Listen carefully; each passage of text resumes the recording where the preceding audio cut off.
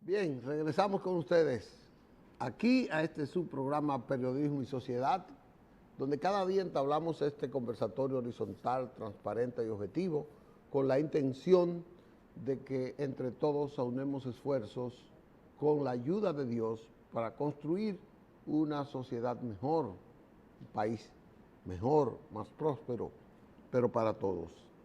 Estamos en el canal 19, por Cinevisión en todo el país, en YouTube, en Periodismo y Sociedad, Andrés Licho Matos, en Facebook Live, y en cinevisión.do, que nos conecta también con la diáspora, con todos los dominicanos que están en el exterior. Hoy es 30 de agosto, es un día que debemos tener presente por algunas de las cosas que se celebran. Una de ellas es el Día Mundial de la concientización frente a la desaparición forzada, en apoyo a las víctimas de la desaparición forzada. Eso tiene que ser, eso se ve como apresamientos, se ve encarcelamientos, desapariciones físicas, vía secuestro, vía, apresamientos, a veces por el Estado, que a veces no, siempre son por el Estado, y estos encarcelamientos conllevan una violación flagrante a los derechos humanos, y peor aquellos que le han arrebatado la vida en esas desapariciones. Son muchos los muertos, muchos los desaparecidos definitivamente. Nosotros tenemos casos que son extraordinarios, que han permanecido en la memoria de los dominicanos. Basta con citar a Guido Gil. En la década del 60 desapareció Otto Morales, Henry Segarra Santos, más recientemente nuestro profesor Narciso González, no sabemos de sus rastros, y todo se vincula al Estado. Gracias a Dios que ha ido progresando una política de respeto a los derechos humanos, a los derechos civiles, a la libertad de discrepancia, de discernimiento que la gente tiene de expresar su propia opinión. Pero ha nacido uno que es más peligroso, que es el mercenarismo, la acción de mercenarios por cuestiones privadas. El narcotráfico es quizás quien más víctimas ha creado, ha producido con esto de desapariciones forzosas. En México, en todas partes del mundo, la desaparición, y por esto repito, por el narco, que ya también se ha expandido para pueblos como Centroamérica, el Caribe. Nosotros no no estamos exentos de eso, y de la parte norte de América del Sur, donde la droga es un producto de bastante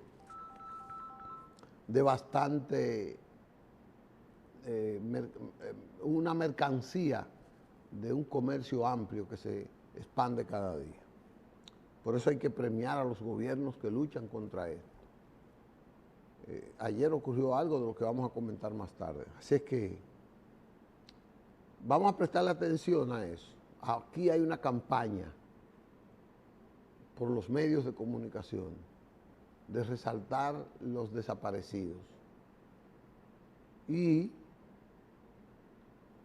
hay muchas veces que uno tiene que sospechar de esas acciones violentas a la fuerza que sea.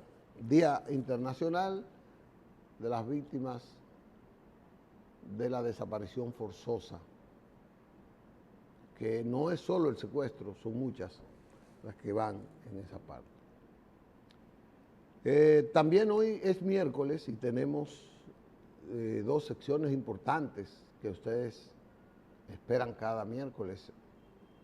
Tenemos desde Estados Unidos a nuestro compañero, nuestro amigo y colaborador Andy Olivares, que vamos a sacar en breve, con las noticias internacionales que era recopilado para comentarlas aquí. Y luego tendremos también a Irene Lugo Espinosa, que reapareció con su sección de Vías de Emprender, y luego entonces también tenemos temas de actualidad aquí en el programa. Así que vamos a una pausa y venimos entonces con nuestro colaborador internacional, Andy Olivares, que ya está preparado para su sección. En breve con ustedes.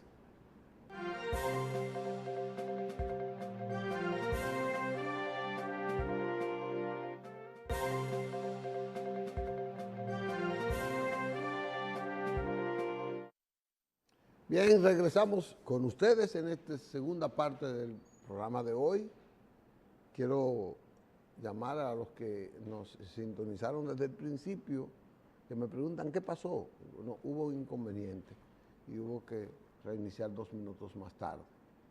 Así, pero ya estamos en el aire como es de costumbre, y tenemos en la parte internacional a nuestro compañero, amigo, colaborador Andy Olivares, que está en un punto de los Estados Unidos para darnos estas informaciones. Buenos días, Andy. Muy buenos ¿Cómo días, estamos? mi estimado Licho, muy buenos días. Me da placer No se estar oye, aquí Manuel, ¿está ahí? con ustedes.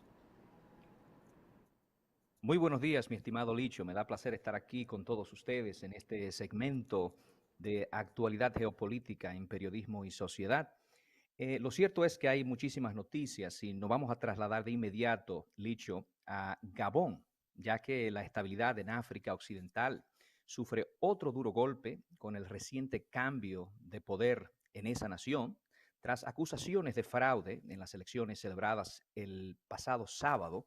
Un grupo de militares ha intervenido, tomando el control de la nación y arrestando al presidente en funciones, Ali Bongo, junto con varios altos funcionarios y familiares cercanos. Ali Bongo, que continuó el legado de su padre, Omar Bongo, ha estado en el poder desde 2009, Licho. Sin embargo, las tensiones internas, agravadas por acusaciones de alta traición en las instituciones del Estado y corrupción, ha propiciado esta intervención militar. El golpe en Gabón, sumado al reciente golpe en Níger, marca una tendencia preocupante en la región. La Unión Europea ha manifestado, por supuesto, que está preocupada, ya que tales acciones generan un ambiente de inestabilidad que puede tener repercusiones más amplias en África Occidental. Es crucial que la comunidad internacional monitoree de cerca la situación y se esfuerce por proponer la paz y la democracia en la región.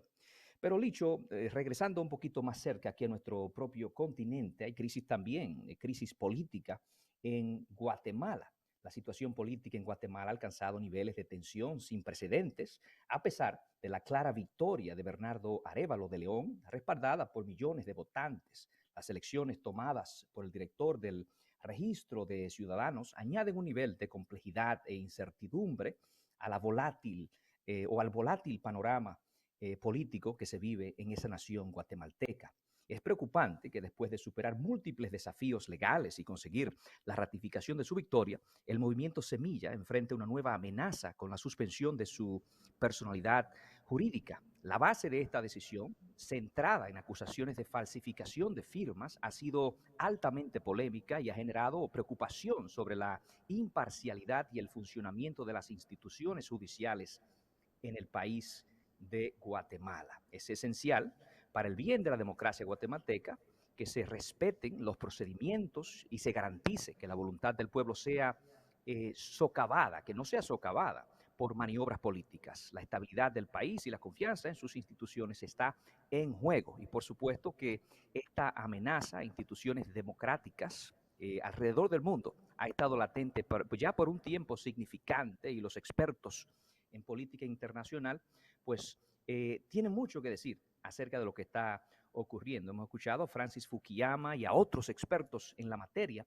hablar ampliamente acerca de los vientos, hacia dónde van empujando este ambiente internacional, este ambiente de orden mundial y cómo está afectando esto a diversas naciones y, por supuesto, el orden político que se vive en muchísimas naciones. Así es que, Licho, un ambiente interesante, este movimiento que estamos viendo en partes de África Central, la África del Sahel, como se están estas naciones, se han habido levantadas juntas militares que se han levantado y que han sofocado la democracia prácticamente.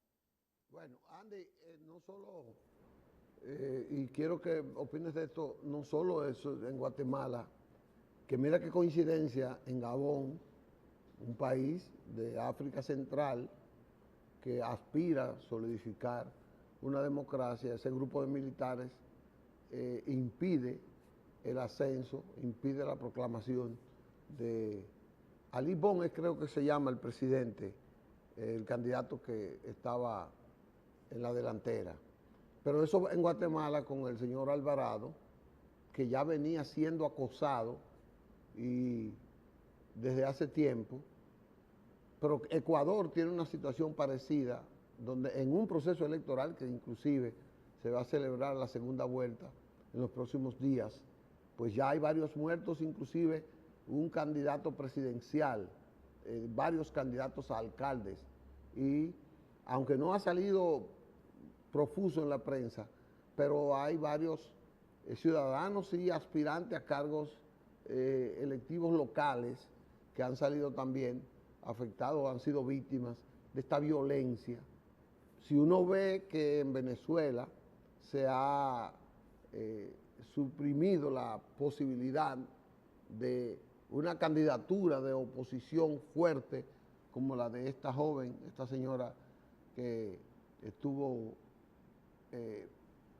pulseando esa candidatura, igual que en Nicaragua, donde hace 2 o 3 años apresaron a todos los opositores, pero ahora mismo acaban de expulsar a un sector de la Iglesia Católica, expulsado, eliminado a los jesuitas de Nicaragua. Todo eso va pintando un panorama electoral internacional que llama a preocupación desde mi punto de vista con esta inestabilidad que se pueda desencadenar en esos pueblos. ¿Qué tú opinas? Bueno, Licho, muy de acuerdo con lo que usted llama un asunto preocupante, ya que, como usted lo acaba de decir, estamos viendo esas olas, esos vientos antidemocráticos. Y debemos, me parece a mí, hacernos la pregunta si es la democracia misma de donde están naciendo los retoños de las cosas que no se han hecho bien. Es decir, me parece a mí que debemos preguntarnos nosotros, y usted por supuesto que está en su programa, celebra la democracia y trata de promover la democracia en nuestro país, estamos nosotros, están las democracias, están los gobiernos elegidos por la gente resolviendo las necesidades, atendiendo las necesidades de la gente, proveyendo los servicios que necesita la gente, para que, o está la democracia en cierto grado fallándole a los pueblos, y esto está haciendo que surjan estos movimientos antidemocráticos. ¿Será que este orden mundial en el cual estamos viviendo, un orden mundial que está en transición, donde será que este orden mundial nos está haciendo pensar que el modelo autoritario tal vez tiene algo que decir, tiene algo que enseñarnos en los próximos 10, 20 años? Francis Fukuyama habla de esto también cuando se refiere a hacia dónde va la democracia en término amplio. Entonces, estos son movimientos interesantes que estamos viendo alrededor del mundo y que se van viendo patrones a lo largo y ancho del mundo, de más de 193 países en Naciones Unidas, y estamos viendo cambios importantes ahí. Creo que esa pregunta debemos hacernos, Licho. Andy, ¿cómo tú evalúas la situación actual de los Estados Unidos y su proceso electoral? Para mí luce muy confuso. Sí. Los demócratas tienen un candidato que uno le puede llamar un anciano, con ciertas debilidades de salud. El opositor más fuerte, que es un peligro para mí, es Donald Trump, un hombre que acaba de recaudar casi 10 millones de dólares. El día en que lo van a someter a la justicia, con más de 80 cargos, este hombre está compitiendo fuertemente por la candidatura presidencial.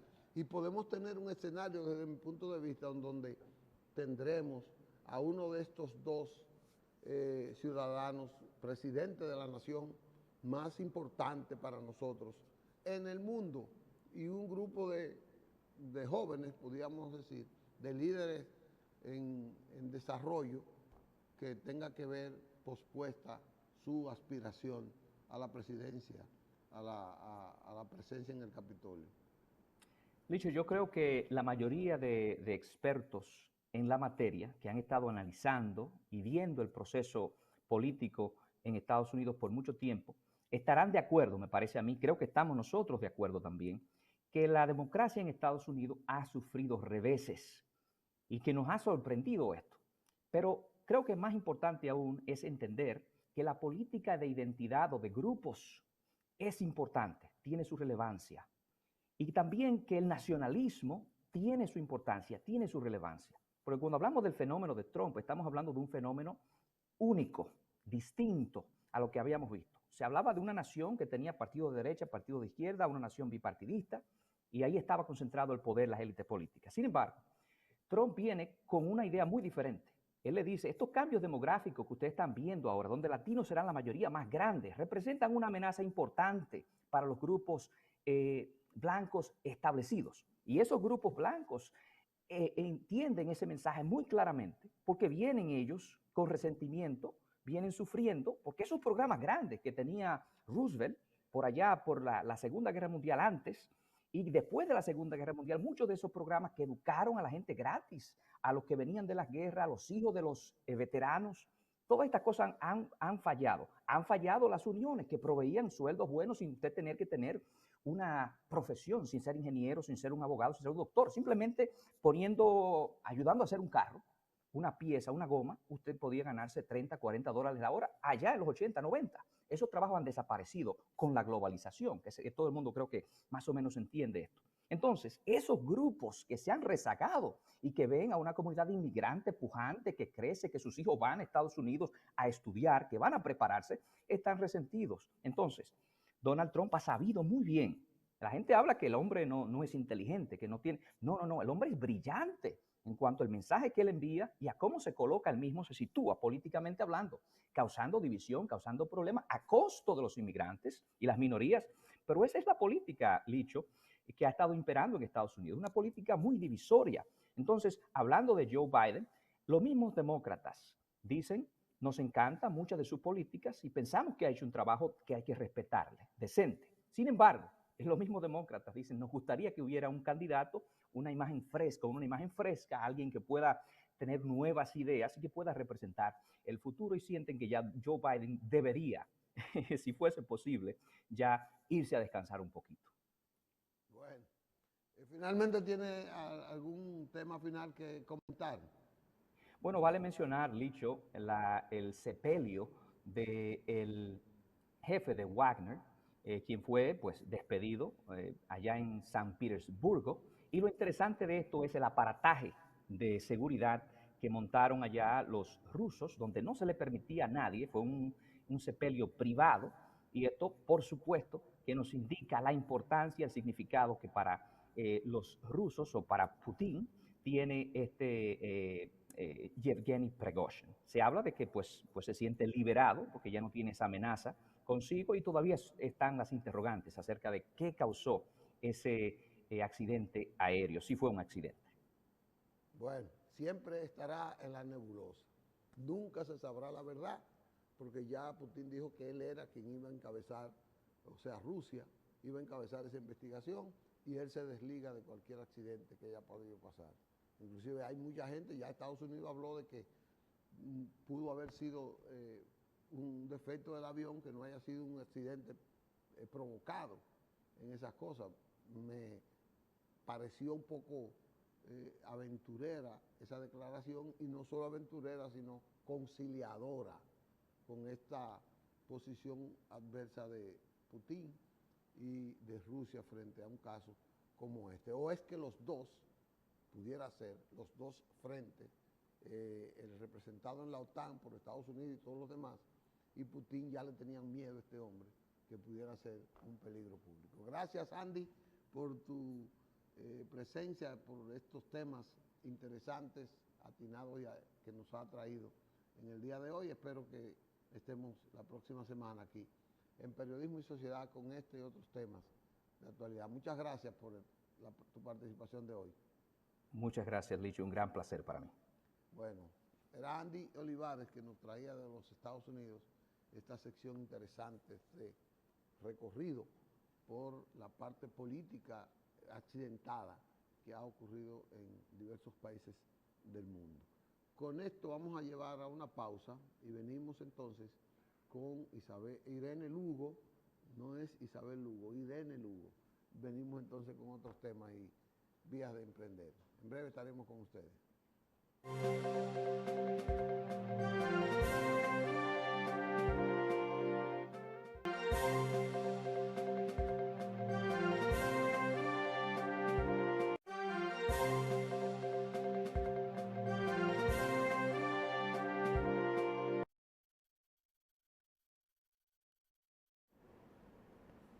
Muy buenos días, aquí como cada miércoles. Bueno, don Licho me acusó y me dijo que yo aparecí, como que yo estaba desaparecida, estaba como el día que se celebra hoy, yo era parte, parece, de esa estadística, ¿no? ¿Verdad? Pero no así, no, tú no estabas forzada. No forzada. Tú estabas muy agradada, tú estabas agradablemente separada de este puesto. Ay, no, pero fue solamente una semana, la semana pasada, que yo no vine.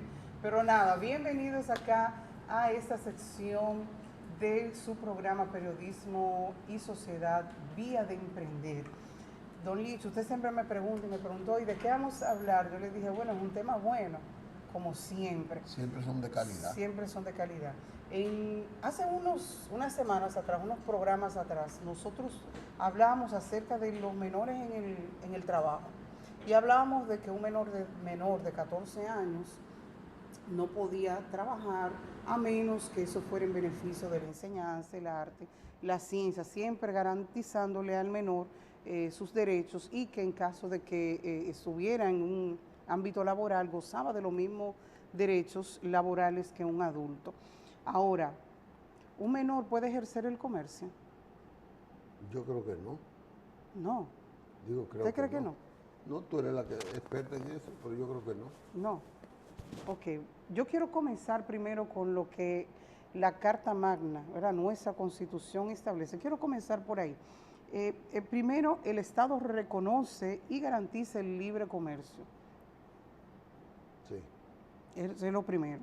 Y dice que todas las personas, ¿verdad?, ahí no está haciendo distinción, si es menor, si es adulto, todas las personas tienen el derecho de ejercer una actividad de comercio, una actividad comercial de su preferencia, solamente teniendo las limitaciones que establece la misma Constitución y las leyes. Comenzamos por ahí, ¿verdad?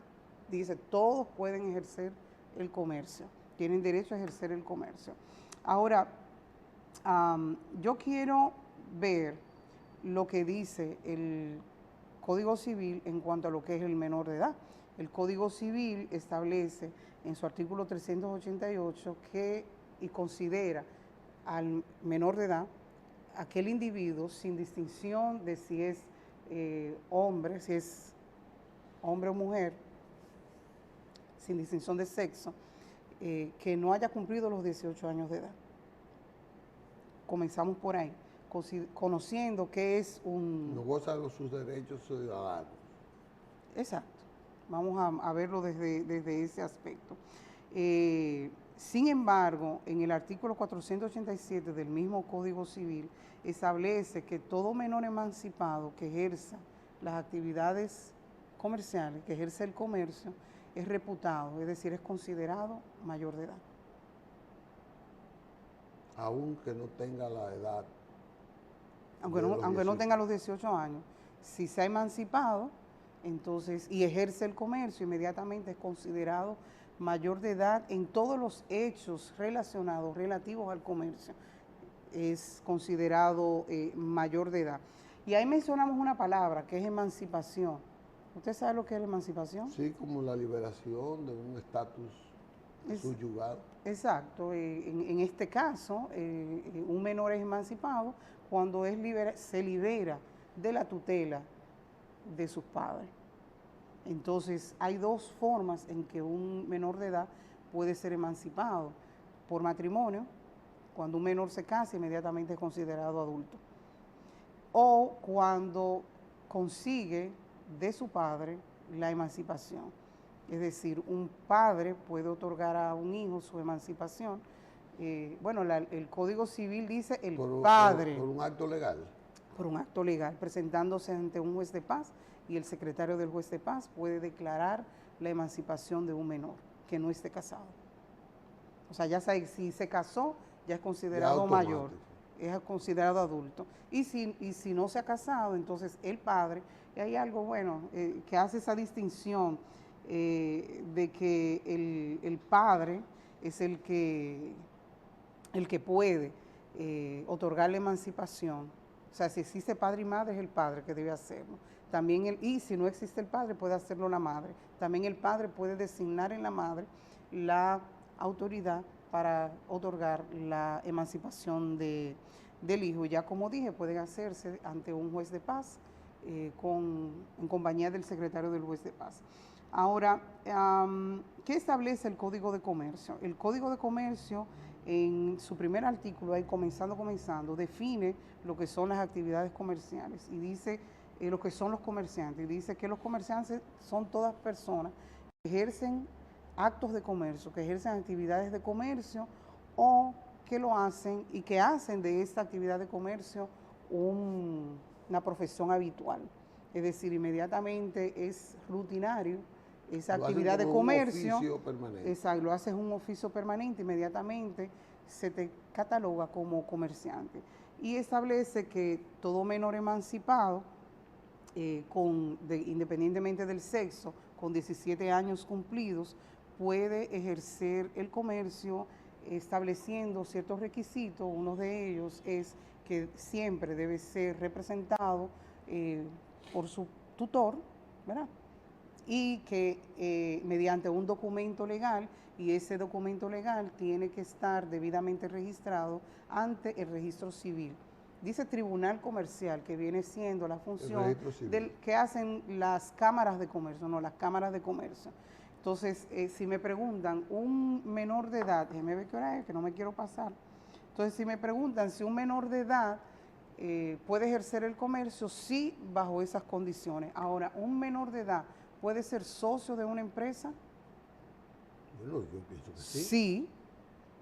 Y en todo caso, esos requisitos, exacto, y pues, en todo caso, o sea, aún el menor de edad no tenga 17 años y no haya sido emancipado, puede ser socio de una sociedad. ¿Y con qué estatuto siempre legal? y ¿Con cuando, qué estatus legal así es, porque la ley es, comenzando por eso quise comenzar por la Constitución.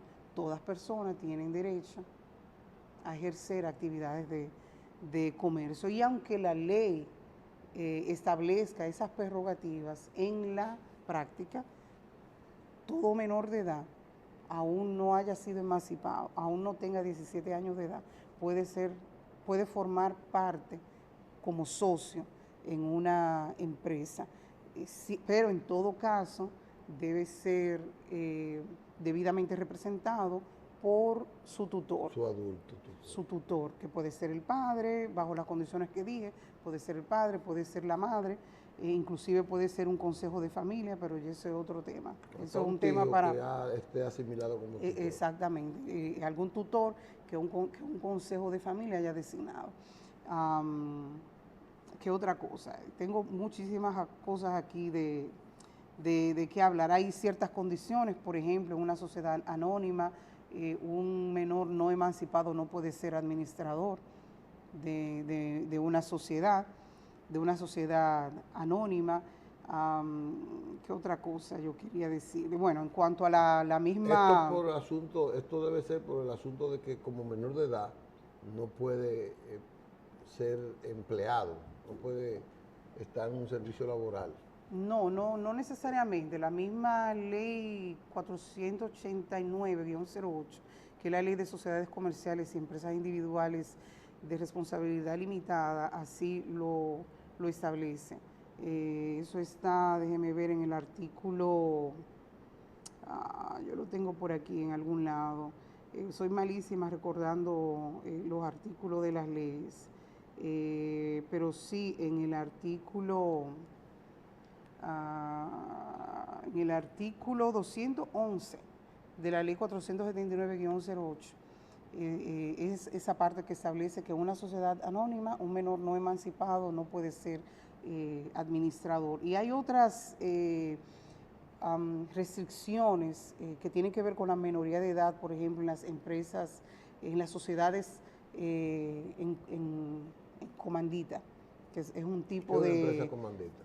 Ya, eso sería otro tema, porque ya tendría que irme muy lejos. No, pero pero hay cierto... guárdalo ahí entonces. Tenemos que guardarlo ahí.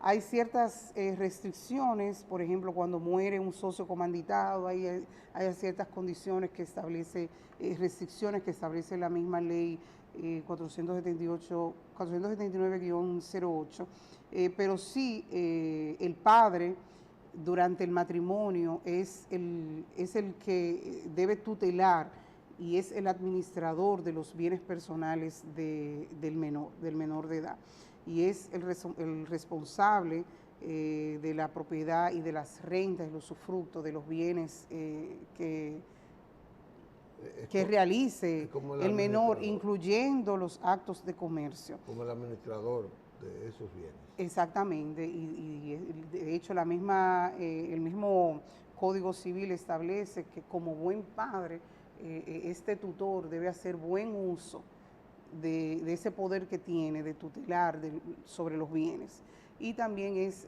responsable en cierto grado de los actos inclusive de comercio que realice el menor. Entonces es bien importante porque eso sucede mucho. A mí cuando me contactan los clientes o me contratan para fines de constitución de una empresa, a veces me hacen esa pregunta: yo puedo colocar a mi hijo que es menor como socio de la empresa? A veces, por ejemplo, quieren constituir una SRL, la SRL, que es la sociedad de responsabilidad limitada, requiere mínimo 2 socios. A veces ellos realmente no tienen otro socio y no confían o no quieren poner ni a la esposa, ni al hermano, ni al tío, ni al primo, ni a la madre, ni al padre, y como consideran mejor colocar a su hijo, a uno de sus hijos, pero que es menor, como socio de la empresa. Y sí es posible, y como dije al inicio, en todo caso deben ser debidamente representados por uno de los padres o por su tutor legal. Entonces ahí este era el tema especial que tenía acá para el programa, porque ciertamente hay mucha duda, fíjese que al principio le pregunté, ¿puede un menor ser comerciante? Su respuesta inmediatamente fue no. Entonces, al igual que usted, asimismo hay muchas personas acá en nuestro país que desconocen lo que establece la ley, realmente quisieran, tuvieran el deseo o la intención de incluir a un hijo, o un menor a veces tiene la intención, tiene el poder adquisitivo para, y el deseo, ¿no?, de iniciar actividades comerciales, y por desconocimiento no saben que ciertamente ellos sí pueden ejercer las actividades de comercio. Si resumiéramos eso que tú has dicho aquí, entonces diríamos que la Constitución es la que le abre la posibilidad, le garantiza el derecho de actividades comerciales a un menor. Exacto, y que eso está regulado, la Constitución y el Código Civil. Eso está regulado en una serie de leyes, como el Código Civil, como el Código de Comercio. El Código de Comercio, la ley de, ¿cómo se tú decías? La 479-08, que es la ley de sociedades comerciales. De las sociedades comerciales. Entonces ahí estará un poco organizado, detallado, el cómo ese derecho constitucional se puede ejercer. Se ejerce. Exacto, así es. ¿Cuál es el artículo de la Constitución? El 50. El artículo 50 de la Constitución. Que es el que establece el derecho a desarrollar actividades comerciales. Quise partir por ahí, porque ciertamente ese artículo de la Constitución que otorga ese derecho dice a todas las personas. Cuando tú hablas de menor, no, la Constitución no establece límite, no establece rango entre menor de cuántos años a cuántos años. Bueno, en el, o sea, a partir porque tú eres menor, en el, menos en de el 18. mismo Código Civil, que fue otro artículo que cité, que es el artículo 488 del Código Civil, establece que se considera menor de edad a todo individuo, sin distinción de sexo, que no haya cumplido los 18 años. Bueno, eso es menor de edad. Dice el pequeño que estamos hablando demasiado. Es verdad. Y que ya tenemos que irnos, que guarde material para la próxima semana. Y así dice Manuel. Y antes de que Pinguidito nos haga un daño, vamos a decirle que muchas gracias. Irene, tú has traído un tema muy interesante, educativo. Sí. Yo creo que es necesario que lo conozcamos. Sí, que esa es la idea de esta sección acá del programa. El emprendedurismo desde la infancia. Sí, y de hecho yo quise hablar de este tema porque mi hija, la mayor, vio en Instagram o en TikTok, no sé, una jovencita que está ejerciendo el comercio, ella es menor. Ella se me acercó y me preguntó, mami, ven acá, ¿y los niños pueden tener empresa, pueden ejercer el comercio? Yo le dije, sí, claro que sí. Yo le dije, gracias por darme el tema de la próxima semana. Eso fue en el fin de semana que ella me preguntó. Qué bueno. Irene Lugo Espinosa, doctora, capacitada en muchas ramas del saber, ha estado con nosotros. Es un privilegio que la tengamos aquí cada miércoles en esta vía de emprender por Periodismo y Sociedad. Ustedes y nosotros nos veremos mañana. Vamos a pedirle permiso para que nos den esta pausa. Es decir, que si Dios quiere, mañana estaremos de nuevo con ustedes.